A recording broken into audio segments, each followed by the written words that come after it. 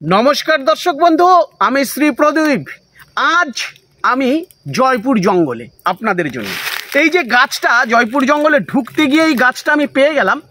এটিকে বলে শ্বেতপরিয়া গাছ। ভালো করে দেখুন, এই গাছটিকে বলে শ্বেতপরিয়া গাছ।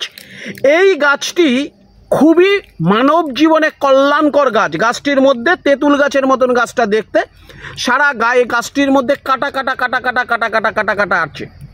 আপনার বাড়িতে যদি শাশুড়ি বৌমা ঝগড়া, শাশুড়ি ননদ ঝগড়া, শাশুড়ি বশীভূত হচ্ছে না, ননদ বশীভূত হচ্ছে না, যা বশীভূত হচ্ছে না, কাউকে আপনি বশীভূত করতে পারছেন না, বাড়ির বৌমা আপনার সঙ্গে সবাই অশান্তি করছে, এই শ্বেতপরিয়া গাছের কাণ্ড একটি কেটে নিন।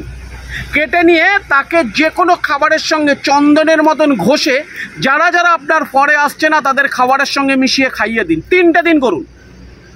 4 দিনের দিন আপনার মতন সেরা বৌমা, আপনার মতন সেরা মেয়ে ওই বাড়িতে তাদের মুখে আর কেউ থাকবে না। এই গাছটি কিন্তু দুর্লভ গাছ। এই জয়পুর জঙ্গলে অনেক কষ্টে ঢুকতে গিয়েই একটা পেয়েছি, তারপর পুরো জঙ্গল খুঁজলাম, এই গাছকে আর পেলাম না। এটা হচ্ছে শ্বেতপরিয়া গাছ। আমি একটি চারা সংরক্ষিত করার জন্য বাড়িতে নিয়ে যাচ্ছি। যদি কারোর প্রয়োজন হয় গাছটিকে দেখার জন্য অবশ্যই ফোন করবেন। সুস্থ থাকুন, ভালো থাকুন।